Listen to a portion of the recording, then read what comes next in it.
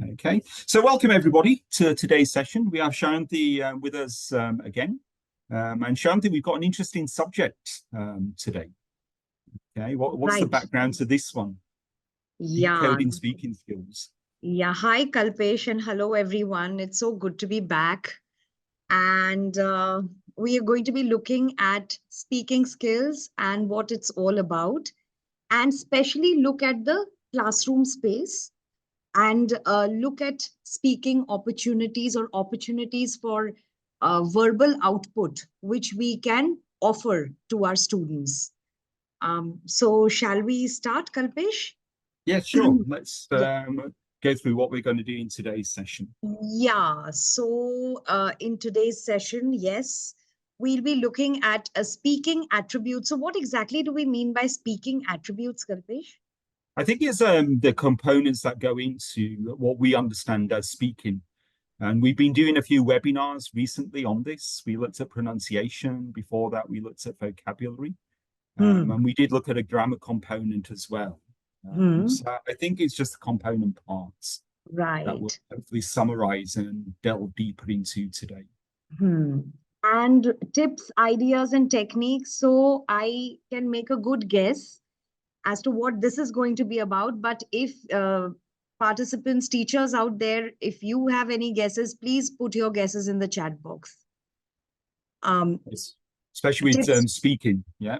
Yeah, tips related to ideas, related to techniques. What are you expecting and what do you think we are going to be doing? So let's look at what we have. Okay, we still have people greeting each other. That's okay. We'll go. I'll put all the hands down in a moment. Right. Obviously, like in all our sessions, if you've got any questions, do put them, and we're probably in the Q&A actually, because then we can pick them up. We should have time today to take any questions, and not just in this session, the ones that we did previously, especially on pronunciation and the vocabulary, because they do feed into today's session. And we are going to end today with public speaking. Delivery, just a little bit about that. Why would we be doing that, Shyaonti, today? So when we say public speaking, we don't mean public speaking in the adult sense. We are looking at students, school students, and for them, any opportunity to speak in front of people, whether it's their peers or classmates or a small group, it is the same as public speaking. So we're going to be looking at components or aspects or opportunities, scope for public speaking. Yeah, and already there's some tips in the chat box about how to enhance somebody's speaking skills. So definitely we'll look at that today, right? As well. So when it comes to speaking overview, all right. So we are going to be looking at these four areas. So when we say, are these the sub-skills of speaking, Kalpesh? Will it be I would say this is what most people understand by speaking. If it's just come up in the chat box, one of the teachers mentioned to enhance speaking ability. So we as teachers, if we're thinking about that, we always think about the content side of things, how they're pronouncing something, how fluent they are. And I suppose it goes with content, but also the vocabulary range. So why haven't we? Sorry. So I'm just wondering why grammar hasn't been mentioned over here. Why is it vocabulary and not grammar? Because I think when you're communicating something, I would say grammar is more accuracy. It is involved, obviously, as well. But with speaking, it's more to do with vocabulary and what we do with the words. And we'll look at it later about the emphasis, etc. Right. We'll be looking at content words and keywords and how to put emphasis on words, right? But maybe we can ask the participants now. We've put up their important speaking skills to develop. So maybe you can put it in the chat. These are general components: content, pronunciation, fluency, and vocab. And what specifically should we be looking at if we're looking to enhance speaking skills? Maybe you can just put your ideas in the chat and we'll see what you come up with. We'll just give you 30 seconds to do that.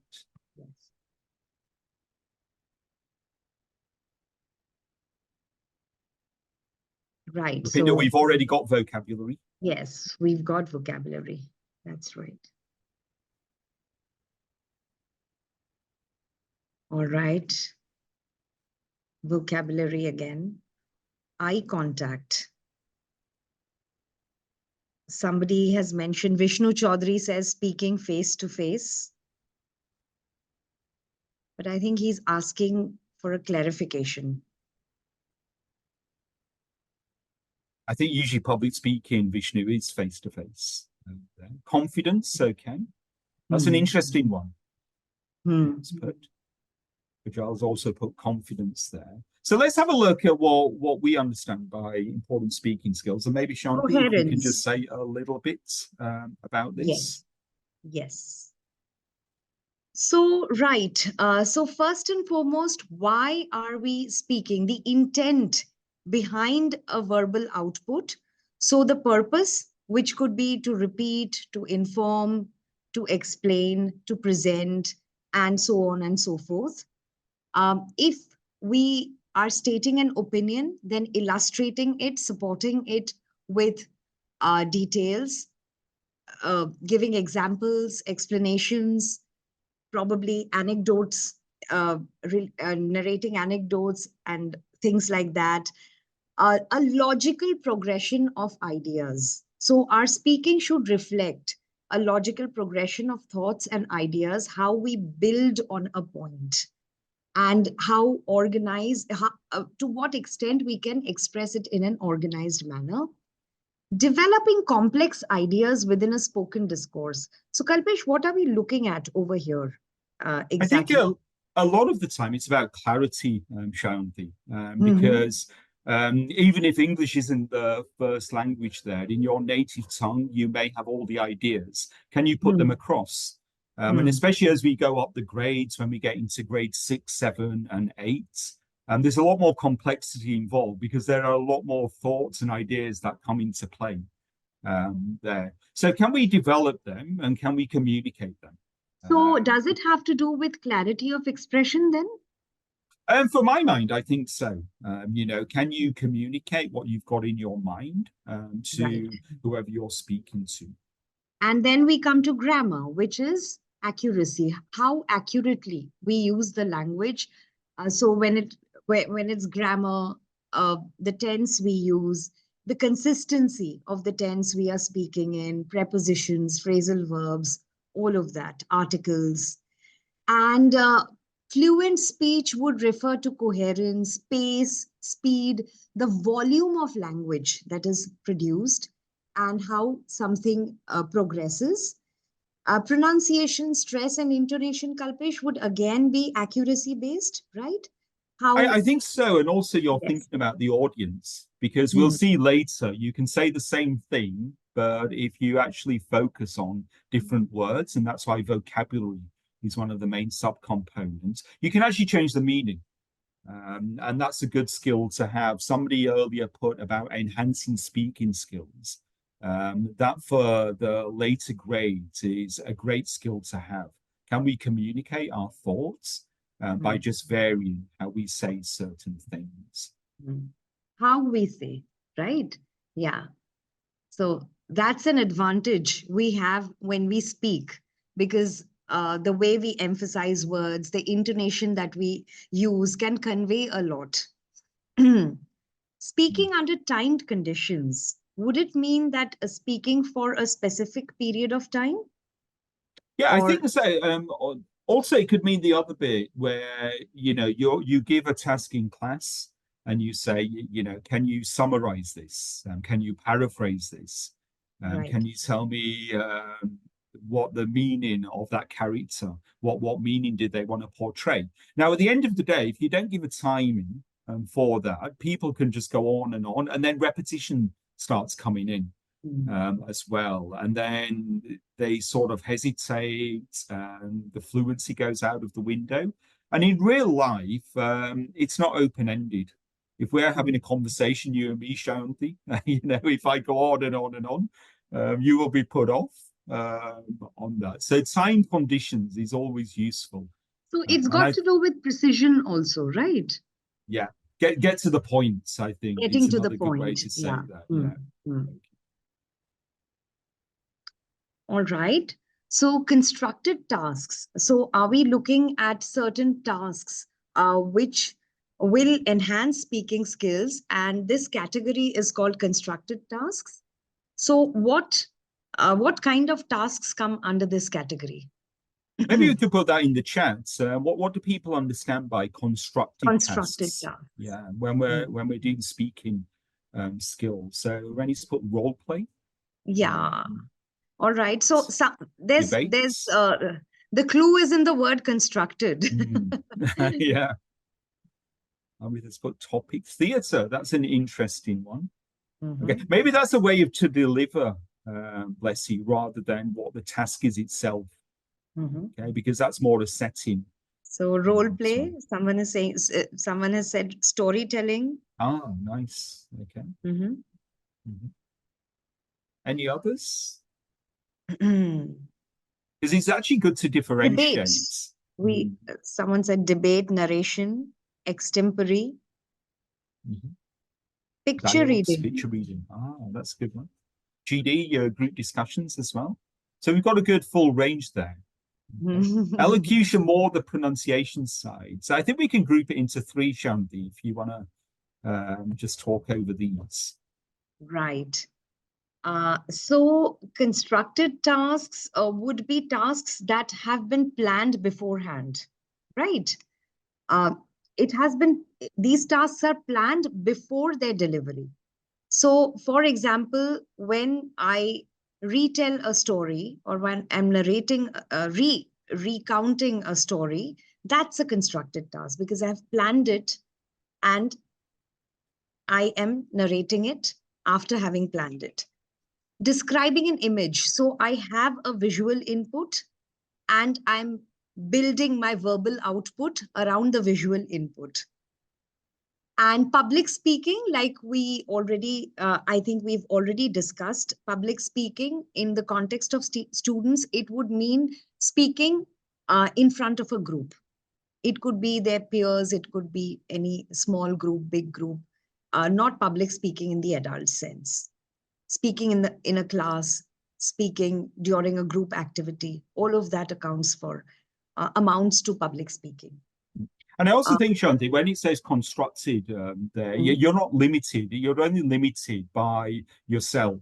So different students have different abilities there. And they may all get the same story in front of them. They may get the same image in front of them, but they're only limited by their own knowledge, their own vocab range, so their and how they do expression it. will be very subjective, right? That's right, yeah. And we can look at some examples of these. We've got three examples here. And if Mm-hmm. we look at our material, even that first, if you go to any chapter, we start off after the warm-up page with the reading, for example. Now, obviously, the focus here is the reading skill. And at the end of this, you'll get comprehension check questions. Right. You'll get activities to do based on the reading there. But if we're talking about speaking, you can easily, retell this particular story there. So if we're retelling the story in this example, what do you think some of the things are that we would focus on? And we've just put two paragraphs of probably an extended story here. So what sort of things should we focus on, do you think? You can put your ideas in the chat box. Are you asking me or would you want participants? Yeah, actually, I mean, you can answer that, Shyaonti. Up to you. Right. We can see So if anybody has ideas in the chats. I think if there's I had to retell the story, I would probably pick up the mood and the content words, the keywords, and I would use paraphrasing to retell Mhm. the story. Okay. I mean, good ideas, but we can focus on skimming to get the general idea. That's right. That's good, but it Yes. depends on you. That's what we're trying to say. How much Mm, detail do you want to actually give? mm, So do you focus on particular things? That's up to the individual. So you can do many, many different things there. mm. This is interesting. I have always thought that we don't use our visuals enough, Kalpesh. Mm. The And visuals we that are very text visual in give our us. content. Yeah. Right, sorry? No, please carry on. Yeah. Yeah, so I always feel that visuals are a great way of eliciting, to elicit language. And we can do a lot with visuals. We can create dialogues around visuals. We can use visuals as probably one scene in an entire story. And we can ask students to build a story or a narrative around a visual, have a sequel to the visual, or maybe present the visual or think of it as a hypothetical situation, and or describe the visual, or consider the visual as a metaphor. So there could be so many things that could be, there are so many things that could be done with a visual. Yeah, and especially something like this. I mean, each of our chapters starts with a great visual, and obviously we're using it as a warm up, as a lead in, and it's leading into the actual chapter. But if you just look at the visual, there are so many things that you can do, and as you mentioned earlier, it's a good input. So if we were to describe aspects of this one, we could describe the action, we could describe the person, as you said, what happened before, afterwards. But it's all good input into doing speaking a little bit later. So I as can see well. Blessy has put in the chat that we can also use visuals for prediction. And yeah, that's another great use of visuals. Pre-reading prediction, right? Right. And we So also have that public speaking, but I think we, as you mentioned earlier, Shyaonti, we're not saying adult public speaking. For kids, it's speaking in front of a class. right. Yeah. So we have two people speaking over here. What is the difference in the two responses? If you could put your responses in the chat box, how is Mark's response different from Samantha's? And it's the same question. That's the important thing, isn't it? That's right. Yeah. Let's see what people. Descriptive. Amanjeet says descriptive. Yeah, the second one, Samantha.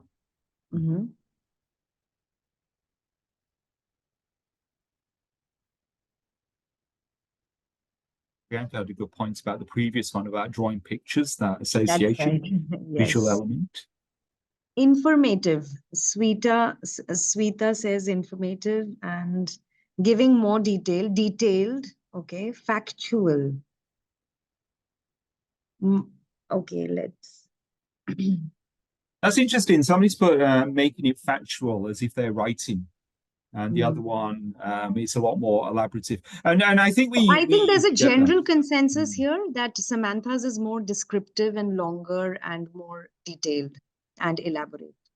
And that's what we have to do. The person who put about, you could write that answer, obviously. And if you were doing it in a writing skill exercise, but that's where speaking comes into its own, because you're only limited by what you want to get across as well.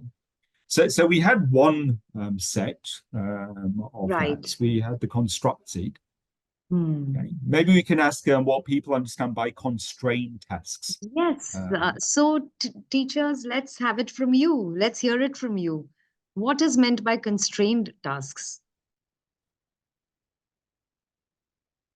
We'll give you 30 seconds to put your responses in the chat box. Yeah, because I think people are still answering the previous one. Okay. Right. Okay, limited words. Limited words, okay. 8, picture narration. Gist, summary. Not planned earlier. That's an interesting one. Bina's put tasks with instructions or hints given as well. Restrictive, yes. I think somebody's just done a synonym of constrained there. So yeah, we're not adding much there. Okay, specified by its task. Okay. So I think there were a few people had some interesting terms. Let's so if you can talk us through the example, Shyaonti. Right. So constrained tasks would be tasks that are very controlled. So you have the output already in front of you. You are not producing any language, but you are articulating it. So the first Example would be reading aloud from notes. Then in case you're repeating something that is already there, or that has already been said, answering questions in a very controlled manner. All of this comes in constrained tasks. So we are again looking at opportunities for speaking and verbal output in the context of an English language classroom, right? And that is the reason we have taken these instances. And I think that can be seen on this first example, reading aloud. You know, as you mentioned, you have some input, as somebody else mentioned, there's something in the instruction there. So if you look at the initial task there, it says comparing two pictures. So that is the actual task there. But then you've got the expressions by the side. So those are the prompts to do that. So you've got your notes, you've got the prompts, and then that automatically goes into the speaking skill. Can we put it together?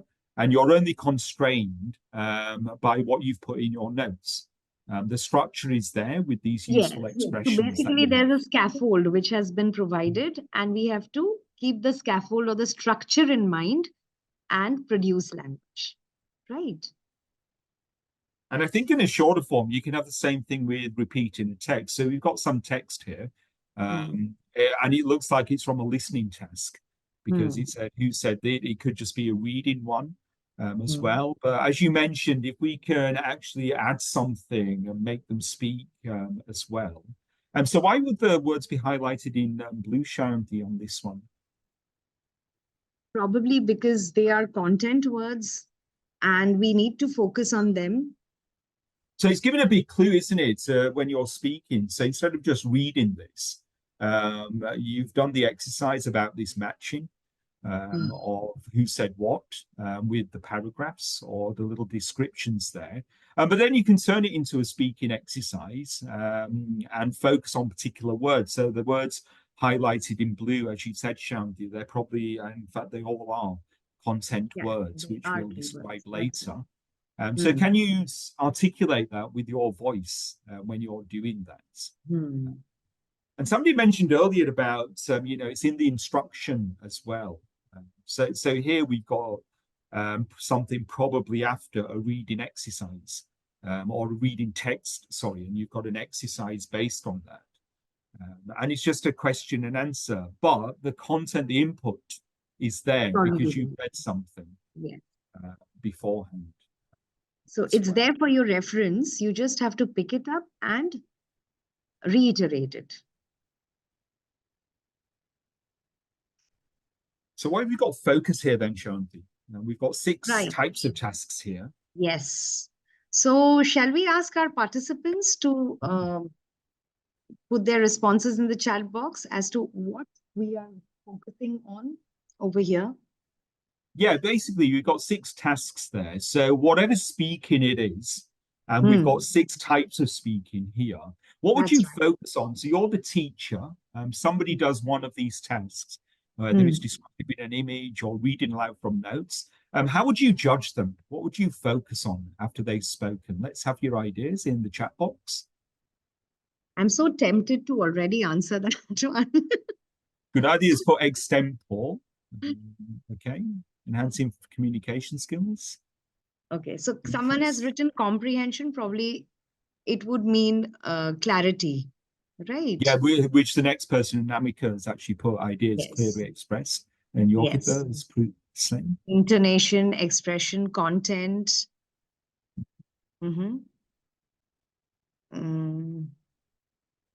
Vocabulary. Maybe instead of builds, but actually shows confidence. Right. I think, okay, more or less. I think we can do three categories, can't we, on this one? Right. So, yes. So these are the three things that we will be looking for. Accuracy would relate to the vision of the structures used. So grammar, essentially. Then pronunciation, intonation, stress, whether the right word is being emphasized, whether the intonation is proper, it matches. So for example, a statement requires a different intonation, a question requires a different intonation. So are we, is all of that being produced accurately.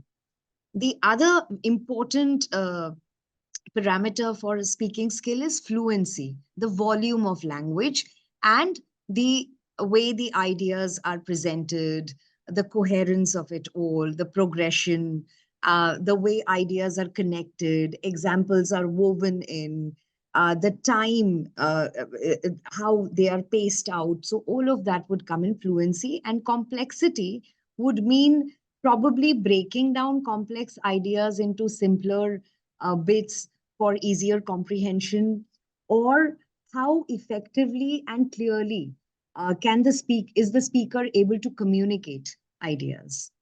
So Yeah, and I think it can work both ways. If we're yeah. as teachers All right. judging somebody, Mhm. how can they communicate it? But what content have they put in? And that first slide, we actually put content, Mhm. because you can answer the same question in various ways. We'll just pause a couple, just answer 2 points that came up. But first of all, we are recording this session, and it will be on our YouTube channel coming up. Okay, so we won't send it out individually, but you will see it in a few weeks. Okay, and we'll give you more information on that. And somebody mentioned something about if somebody's hesitating and because the other students are laughing. I think that's more of a classroom management behavioral one. Okay, in this session we're focusing on the speaking skills such. So that's up to you, because you know your you know your students, you know your class, you know the student who's affected. So we can't really answer that one because there are so many variables in that particular one as well. Okay, so let's pick up one of those points, Shanti, the pronunciation and oral fluency Right. side. Mhm. So, Kalpesh, when we say vowels and consonant sounds, uh, which of these is more difficult to articulate or produce? We have a list of words to the right of our Mhm. screen. I think Uh, for most students, the consonant sounds are easier than the vowel sounds, because if we're saying the spoken side, we're saying phonemes, and the written side, it's the graphemes. They look the same, and some of them sound the same. The per, bur, etc., the m. So I think a mhm. lot of people find that easier. So I would say, Shanti, the vowel sounds. And if we Uh, look at the English language, we've got 26 alphabets, mm, but mm. we've got a lot more sounds. And most of them come from those vowels, whether you combine the vowels, whether they're And I short think vowel vowels or glides are extended. particularly difficult, right? Yeah, that's it. So if you look at this word list, for example, Mm. you know, you're looking at some words that may be difficult because of the consonant sounds, like the first one, pneumonia, autumn, but that's because they don't know the rules about those combinations. Right. Okay, but if you Mm. look at a word like creeper, on Mm. that, they may Mm. just shorten the vowel sound instead of elongating the e part. It just may be Mm. creeper as Cripper, well. yeah. So I think it depends on the student more than And others, also, I but think there could be regional variations, right? So, definitely in mm, a country as vast as India, you will get mm, the regional variations there. mm. And I think this is the main point. Are the words easily understandable? So, We're looking at um, legibility, right? yeah, that's Intelligibility. intelligibility because of that listening side. So, can you be understood? It doesn't matter about the accent you're saying it with. If I Mm, say something in French, I will still have a British accent there. But mm, can somebody understand me? You know, and mm, there are more speakers of English as a second language than first. So that's the main point. I mm, think when you're trying to do these words, and these words that we've got, you know, in our chapters, we have those word lists at the start. And we did an earlier session about what types of words to choose, what types of vocabulary items. So if we're adding on the speaking element and we're doing it in class, it's all about intelligibility, and the mm, clarity with which we say something as mm. well. Kalpesh, can we have an example of assimilation and deletions? Because vowels and consonants are still easy to comprehend, but when it Yeah. comes to assimilation, and I think these are features of connected speech or They continuous. are, they are, Shanti, Mm, because assimilation, as the word implies, when you join in things together, okay, and mm. you're blending things together, and And you drop deletions, as the certain, world, yeah, yeah, deletions would be dropping certain sounds, right? Exactly. And students do this. So assimilate, that's a big difference between native speakers, somebody like myself, and people who have learned the language. It doesn't come naturally to people. And they Mm. can learn the rules, and we look at some examples later, but it doesn't come naturally. And what's more difficult for them is when they listen to something. Or they listen to somebody, because they're not producing the assimilations and deleting sounds themselves, they find it hard to actually pick up. And I think later we'll do some examples of that when we do some linking and linking of words. Kalpesh, why is stress so important? So when it comes to English, I think sometimes even the grammatical identity of a word changes the stress of the word, right? For instance, It like an does. object and object, noun and Mm, verb. that's And right. right, so why is stress so important? And I think because what you just said, Shanti, one on the grammar side, you can change what you want to portray there. But Mm, also importantly, you can change the meaning of what you want to say. mm, And we'll see some examples, and that's why repeating text is a good exercise, mm. especially for, let's say, the higher grades, because they can accurately reproduce the text, they can actually say it, but can they change the meaning depending on the audience? And what are they trying to portray in their mind? And so, where you place this stress, and even in the examples there, advancement in medical sciences, do I place it on the first word, advancement? Do I place it on medical? And it Mm. will change the impact and it will The change what I meaning, want to get the across. intent, right? That's right, yes. What I'm trying to convey, right? Sentence level stress is fully appropriate. Mhm. What is meant by this? And I So, think as an are we, extension of so, what we've just mm, done there, you'll notice in our pronunciation at the plus word level and at the component, sentence level. So, stress yeah, works at both levels, right? Mm. that's right, because we do it at the word level. So we'd have adapted to survive. And I've noticed so many people just focus on repeating that phrase and that group of words in isolation.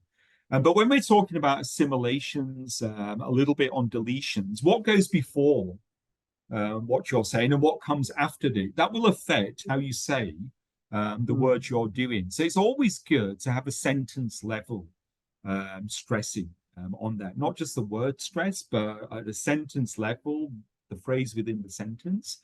Again, you can change the meaning based on that.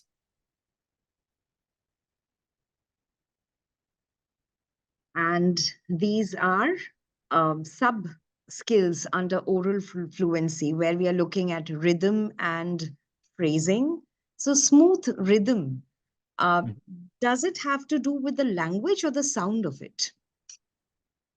I think it's more the sound of the language. It's not the language itself. There was a question that just came up about mother tongue influence and Mm. reducing that. I think what we're focusing on here is the clarity side of things. You will always get some impact, but Mm. if you look at our pronunciation app, that actually looks at that aspect of it because it will look at your base language and think, okay, this is your base language, Hindi, Punjabi, Tamil, whatever it is. And that will impact how you say certain words in English because Mm. they may not exist. And the reverse also happens. When I came to India, I couldn't pronounce something called dental T. I could never say Maruti because that Mm. T sound did not exist in my own language. Yeah. But could I be understood? Yes, I could. And I think that's the crucial thing. And if we take the last point here, the Mm. phonological simplifications, what a lot of students do is try to say things to make it easier for themselves because they can't cope with certain Mm. things. So if you look at equality sign, they may not be able to cope with all the sounds in close proximity to each other. And it So might they come out replace as it. equality, yeah, or delete Mm. it, and just Or simplify it for they themselves. just skip a vowel, or they replace it with a more convenient sound, right? Yeah. Which they are So, comfortable so producing. like that, instead of equivalent fractions, equivalent, and you Mm. just get rid of a sound, and you've got to listen carefully for that. And as you said, people sometimes insert sounds Insert, as well. yes. So Yeah. for So a number example, of times, edible. So maybe yes. inserting a sound. Yeah. Yeah. And the one I always like in India is film. instead of film, Film, yeah. because of those consonant clusters. So that impacts fluency because you're adding things, and English is so much a stress time language. Yes, So it doesn't absolutely. matter the number of syllables between time periods. Which Indian languages, it's very different because most Indian languages are syllable timed languages. That's it. Yeah. So I think Right. Indians would find it easier to learn something like German, actually, than anything else because it's the same sort of thing. Yeah. Mm. Let's look at an example then, Shyaonti. We've got a little example text there. Right. So pronouncing words correctly, but I think over here what we are looking at is not so much as individual words, but how they are articulated and pronounced at the sentence level, right? So Yeah, are and we it also also going to be looking at influences. chunking, Kalpesh? I think we Grouping will do words later, together? but sorry, it's okay. But this one in particular, pronouncing words correctly. If Hmm. they're unfamiliar with certain words, okay, Hmm. that has an What impact. do you think in this particular paragraph? Which are Hmm. the words students might have a difficulty articulating? Maybe we can put that in the chat. If Yeah, people can right. write in out of this Mm. paragraph, which words will be difficult for your students, and it could be different for different people. And in the light Um, of what we have discussed so far, right? Um, Inserting sounds, deleting sounds from that perspective, probably. Sequence has come up a lot. I'd also done tissue as well. Hmm. Okay, Hmm. yeah, Yeah, severe young. So you can see it's different for everybody. everybody. That's If right. we look at that, there's things about those combination sounds, the j sound. There's ones about those sibilant voicing sounds, the z and tissues as well. Hmm. So it depends on the actual child, I suppose, and maybe the area they're in. And you talk about chunking Hmm. on that. Can people tell us on the chat what do we understand by chunking language, Okay. or speaking with sense groups? It's more or less the same thing there. But if you can just put in the chat, what do you understand by this term?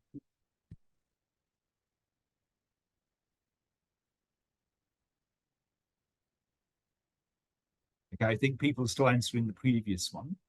But the question now is, what do you understand by chunking language and speaking in sense groups or grouping words together in sense groups? Please put your responses in the chat box. Chunking means, okay, now people have begun to respond. Language without syntax. Oh.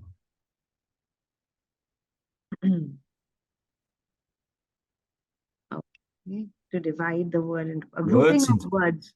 Somebody has mentioned grouping on words. Grouping of words. Breaking into pieces. I think it means breaking the whole text into pieces. Into pieces, yeah. That Yeah. makes sense. Right. Yeah, I think the people who said you're grouping words together, Hmm. and some are easier than other ones because you can follow punctuation. And if we look at this example, once most animals reach adulthood, there's a comma. So you've Hmm. automatically grouped those words together, they stop growing. Similarly, after that, in contrast, we've got a comma. So far, we've got three groups, and sense groups means you're grouping that because you want to portray that. And where sense groups comes into its own is when you don't have the punctuation. So if Hmm. we look at the last sentence, the sequence of plant growth are regions of tissue that can produce cells that later develop into specialized tissues. All of us on here could say that in different ways. So I Hmm. could say the sequence of plant growth and pause, and that's important, are regions of tissue that can produce cells. On the other hand, somebody else could say the sequence of plant growth are regions of tissue and pause there. So Hmm. sense groups is what am I thinking? Some people call it thought groups. And what do I want to portray? So it's not just looking at the text in front of you, but how do I want to group the words together? And once we do that, that's where the stress and intonation comes into its own as well. And generally speaking, we can, as it says here, we don't emphasize the grammar words. Okay, so we said at the start, why did we not have grammar in our components? Yes, it's there in speaking, but we don't focus on it because it doesn't really help with the stressing side of things Hmm. as well. And again, if we look at this example and we look at the last sentence, on there. If we don't emphasize grammar words like the articles the, of, even are, I suppose, then you're focusing on the more important words. And those are the ones that have the information in a sentence, and that's what you want to get across as well. So it's always in most cases, it's always the content words that get stressed, right? It's never the structure words, like the Yeah, prepositions and the conjunctions and the articles. They remain unstressed yeah. unless in a specific context. Yeah, and content, I'd say generally, Shanti, 90% of the time, because as I said, they contain the information in the sentence. And I think the last point there is quite important as well about linking. So if we, for example, look at the first line, and it says, in contrast, even plants that are thousands of years old. If we just look at that, Years but if old. you look at the last 6 words, there. You have groups of 2 that are linked because there's words starting with a vowel sound. So instead of that are, instead of thousands of, instead of years old. So when you read it, it becomes even plants that are thousands of years old. So if they don't link themselves, then it's very difficult to hear things in addition If to they that. are uttered in isolation as standalone words, it's very difficult to make sense, right? So there has to be a connectedness. So bearing in mind all those things that we've talked about, let's just play you 2 examples of 2 students reading this paragraph out. And in the chat box, we just like you to put, which do you think is better? Okay, and if you can add why as well. So put either A or B, and give the reason why you think them reading this is better. Okay, so let's play the first one. Once most animals reach adulthood, they stop growing. In contrast, even plants that are thousands of years old continue to grow new needles, add new wood, and produce cones and new flowers, almost as if parts of their bodies remain forever young. The secrets of plant growth are regions of tissue that can produce cells that later developed into specialized tissues. Okay, so that was the first one. Let's have a listen to the second one now. Once most animals reach adulthood, they stop growing. In contrast, even plants are thousands of years old continue to grow new needles and new wood and produce cones and new flowers, almost as parts of their bodies remained forever young. The secrets of plant growth are regions of tissue that can produce cells that later developed into specialized tissues. Okay, so there the accuracy was there, which is why the grammatical element isn't it doesn't really matter as much. Okay, so which is better out of this A and B? I think the majority are putting one, and a People few are are putting in the agreement reasons. on B. Yes. Somebody's put clear pronunciation, but I think both of them were quite clear. Okay? There is a bigger difference between them. Somebody's put something about stressing. Ah, good. Somebody is, well, actually, somebody's put A because of the punctuation. But actually, if we talk about the whole and think about that second point we've raised here about chunking language into sense groups, what the second person did really well was to actually pause momentarily where the punctuation was. And even where there was no punctuation, they grouped the words. Okay, so in class, you notice a lot of our material, we have that read aloud. Especially in the reading text. Just try this. Can we actually utilize it to do the spoken element and think, can they group words together? Because then they will sound more fluent and then the linking comes into its own. So I think the majority got that correct, Shyaonti. Right. So thanks for the So correct. it's I think basically how you present something meaningfully and pause at the right points. Yeah.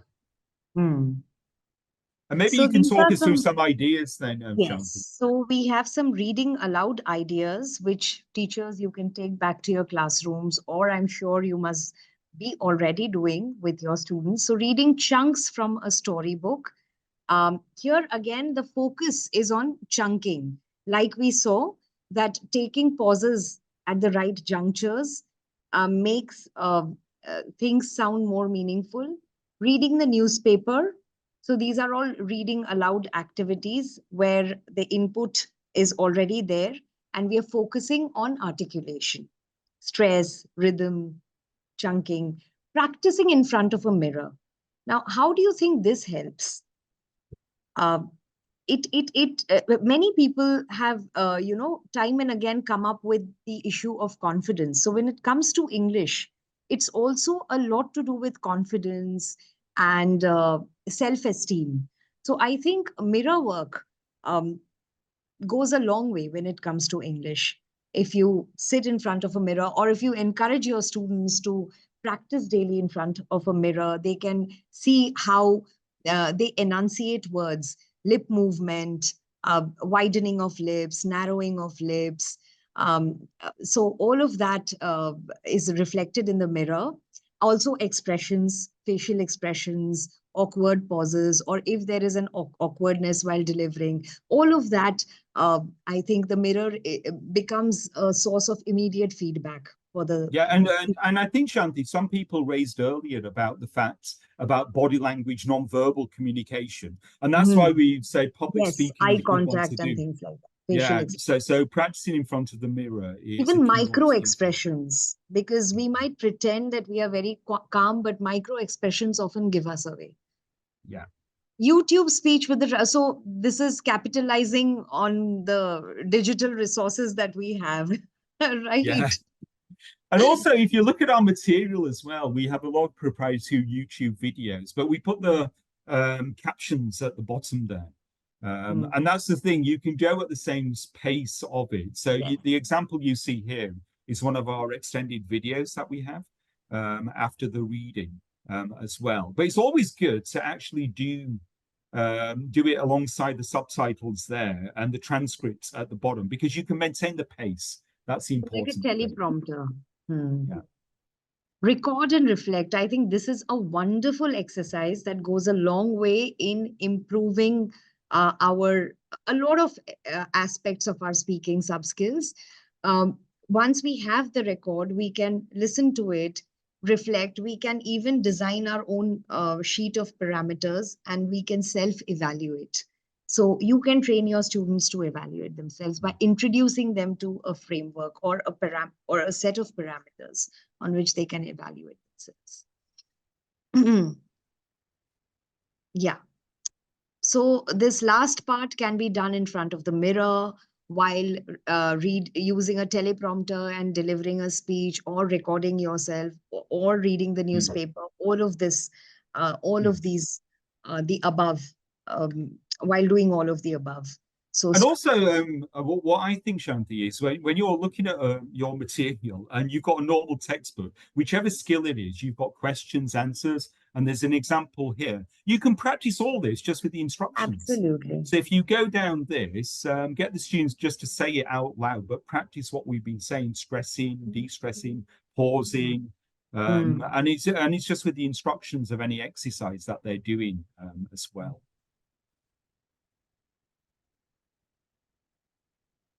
So these Let's are move. skills, that are required when we are repeating text. So we've come to the second subcategory, that of repeating text. So if we have to repeat, the first thing we need to do is listen carefully or read carefully, because that's where the input is coming from, right? And then memorize parts of it in order to be able to reproduce it. Yeah.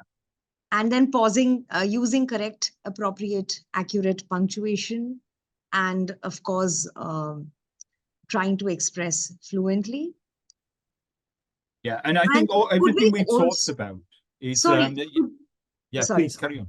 no, I was wondering if we could also look at paraphrasing in bits and pieces, like, um, because we are producing out of memory. So whatever is missing can be just supplemented with our own words. And I think that's important with the last point, the speaker's intended meaning. If you Hmm. paraphrase, Hmm. you've understood the meaning and you've understood the intent. And can Hmm. you get it across, especially from our reading texts that we have? You can do this one a lot. But you'll notice some of the other terms there, it's exactly what we've been talking about earlier.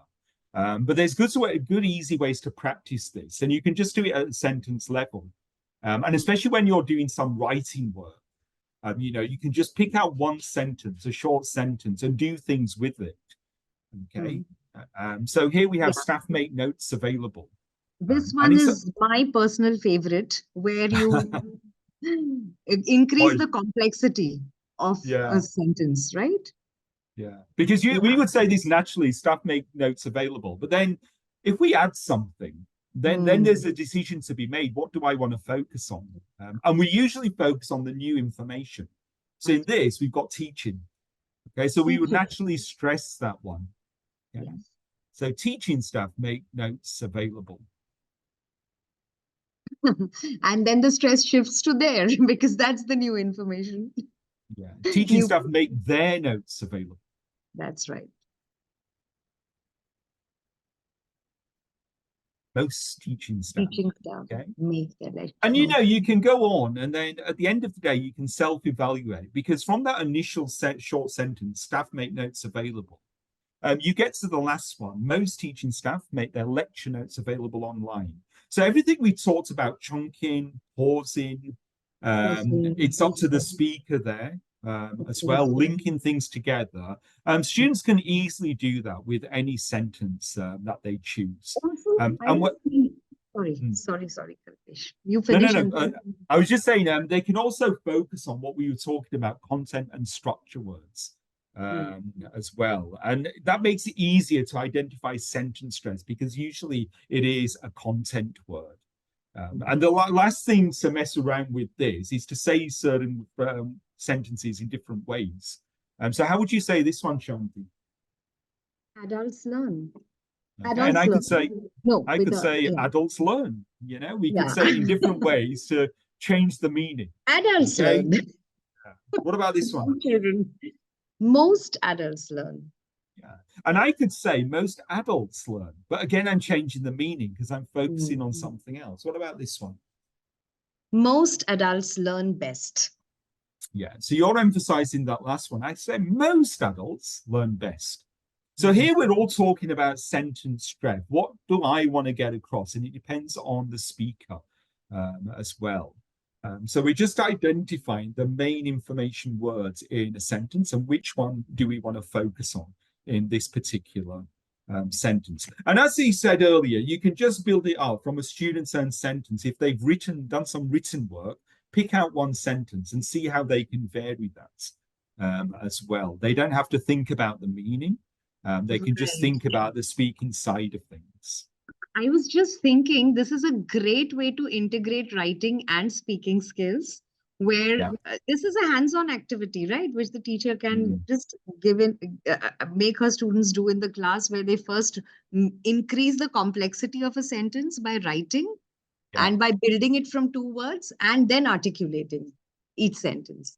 And similarly, you can mix the skills. Like we get a lot of images when we're doing listening work and reading. Okay, there are images galore. And if you get any graphical ones, and they are dotted around, but this is everyday life. You see it in the newspaper all the time. We've got the election coming up, and there'll be lots of polls. There'll be lots of graphs in there. You can get your students to practice the speaking skill, not so much to describe the graph and write it down like you would do in exam questions. But can they pick out certain points from the graphical side of things? And can they describe, what's happening there? So if we have any particular one, maybe people can put in the chat, what language would we focus on in this one? Yeah. So we still have a normal bar graph? Specific, probably vocabulary or things that are very particular and specific to certain kinds of visuals. Yeah. So what would we focus on in this particular one? Comparison. Okay. You could do that because you've got different countries.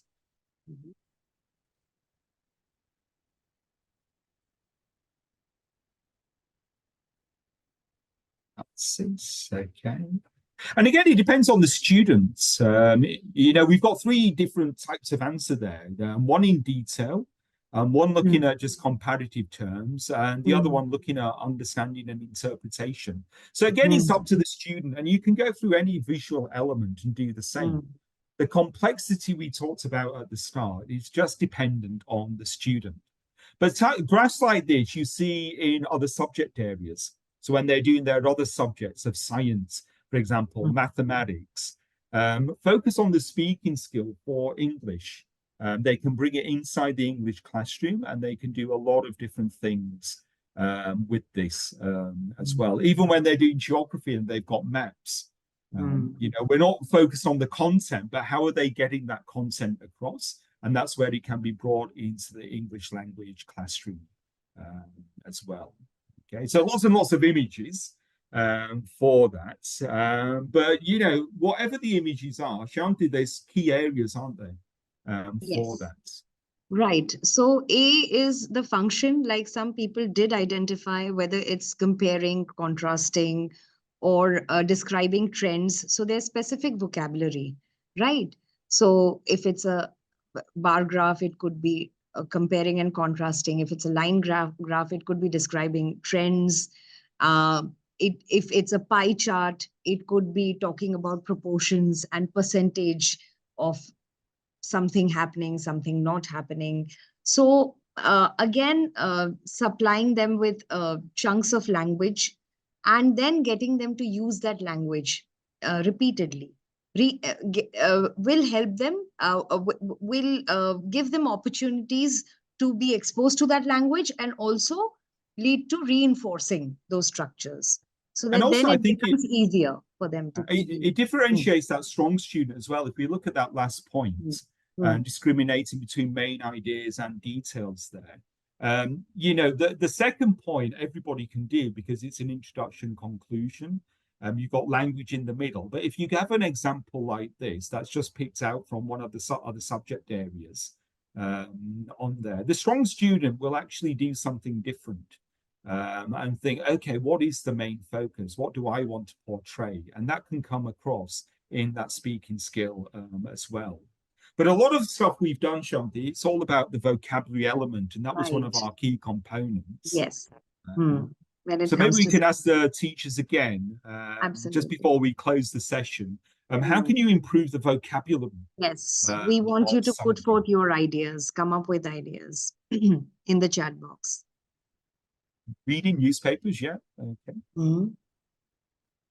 Picture One comprehension. question which students keep coming up with is how do we remember the words that we are introduced to or that we come across, and how do we make them part of our active vocabulary? Because somewhere you come across a word and then you forget it, and it just goes into your passive word bank. So how do you use it Yeah, and I in think that's the its key thing about speaking. active You're adding realm? something because many people have put reading something, whether Mm, it's a newspaper, a dictionary, etc. But it's all about usage. Can we actually do that? Okay, and other things like daily practice somebody has put are a given. mm, What we would suggest is focus on identifying new vocabulary and then have that log. We raised it earlier in one of mm, the earlier sessions because this actually inculcates the learning and they can actually utilize the language. So when we're doing our vocabulary from our material, don't just do the vocabulary item. Can we do different things with it? Is it the word family? Is it a collocation? Are there clues to the meaning? What about the pronunciation?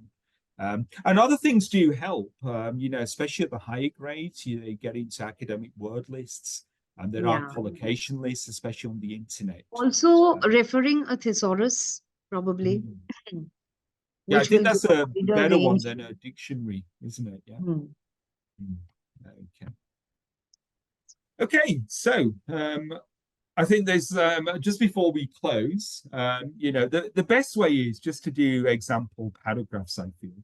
On that. So you can see an example paragraph here. You can see the chunks. We talked about where to pause. And the only added thing to that is if we're thinking about intonation mm, of that and stressing, then when the person has chosen which word to stress, and there's not a right and wrong answer, because as we said earlier, it depends on the speaker. then they can vary the pitch. So this is a good little exercise, I think, for students to do. When they're doing the reading text, yes, take the text and then just analyze maybe 2-3 lines and just do this that you see on the screen. Can they chunk phrases together? Where are the pauses, not just where the punctuation is? And what do I do with my voice? Now, obviously, not every student is capable of doing that, but you can give them a path in order to do that. And again, with our material, that will help. And Shyaonti, you've got to always evaluate what they said. So can you talk us through some of these? Yes. So as teachers, if you want to evaluate your students on their speaking skills, you could probably use these parameters, that whether there's an intent in place, whether the output they are coming up with has enough number of examples, and whether they are substantiating it with illustrations, whether there's a logical progression. So we can broadly categorize into, if you look at the table on the screen, so there's content, there's pronunciation, and there's oral fluency. And so these are the 3 broad parameters, and under each you will have subcategories. So when it comes to content, how accurate the content is, the key ideas that are being conveyed, linking of ideas, connectedness of ideas. Then when it comes to pronunciation, I think we have dwelt enough on pronunciation, vowels, consonants, consonant clusters, stress at the word level, sentence level, connected. And which, Shyaonti, do you think is easier for a student out of these 3 categories, content, pronunciation, I would say fluency, oral fluency, Kalpesh, in order to, if we want to make them aware of the parameters, I think we should start with the ones under oral fluency, because the student is pretty much in awareness of what he or she is doing. So they know where they are hesitating, where they're using fillers, and where they are repeating, or if it's not a great start. So and it's obvious, isn't it, to everybody else? Yeah, I think it's obvious to everybody else as well. So that's a good one, teachers, for you to get the students to do that fluency, because they can identify when somebody's repeated something, when they stopped and started again. Maybe the next one is the content, but your job is probably that pronunciation. It's very difficult for students to identify that. That's right. And, you know, the best way to practice all of this is, we've turned it public speaking, but it's just even speaking in front of a group. Okay. And lots of schools have lots of events as well, because all these components go into this. And if you do anything on speaking in front of a group, we've termed it public speaking. There's lots of things that can be practiced and can be improved upon throughout the year. And it can be fun as well. If you look at the bottom right-hand corner about evaluation of performance as well, these are good things for students to highlight to each other as well. And you'll notice that there are some non-verbal elements in that. So if you want a way of practicing everything we sort of talked about, I think public speaking is a good way to do that one as well. Okay. So Shyaonti, I think we'll close that. Let's just have a quick look at the Q&A. Okay. I think it's more about the chat there. I think we answered the one about the mother tongue influence. I don't quite follow the how can anagrams be deleted on the spot. I don't quite understand that particular one as well. And people mentioned the attendance. It's automatically done because we've got the webinar one.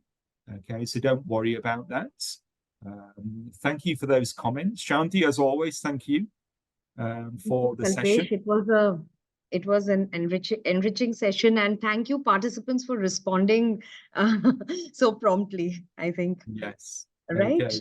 And There's making it interactive. Yes, it's always a pleasure to be able to do this with you. Okay, so thanks everybody for sparing your Saturday for an hour, and we'll meet up again next time. Okay, so have a good Saturday evening. Thank you. And thank you, Kalpesh. Thank you, everybody. Enjoy your weekend.